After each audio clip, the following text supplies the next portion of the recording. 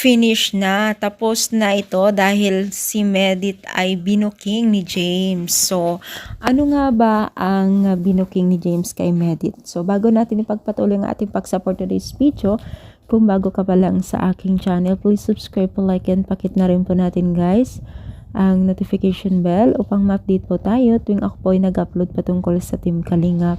And please support po natin ang buong Team Kalingap. Alam niyo ba guys na itong si Medit at James ay during pong live ay talagang hindi naasahan ng nakakarami at hindi talaga makapaniwala itong si Medit na nasabi ito ni James sa kanyang live or sa mismong public. Talagang binuking niya itong si Medit.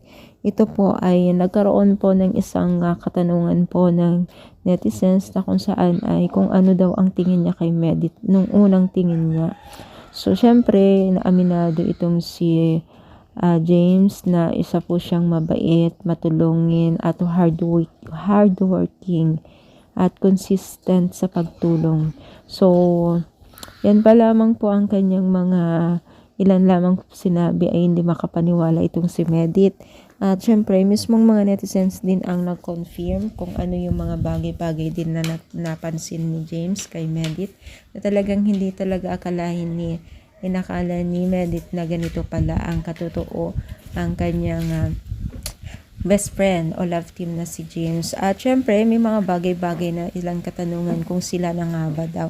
At syempre, hindi natin malaman yan at sila pa rin po ang may alam yan at kung kailan nila sasabihin kung meron man talaga na something sa kanilang dalawa, diba? Pero excited na po ang lahat niyan, diba? So, anong masasabi ninyo? I-comment down, palike po ang ating video. Thank you so much. More power and God bless all guys.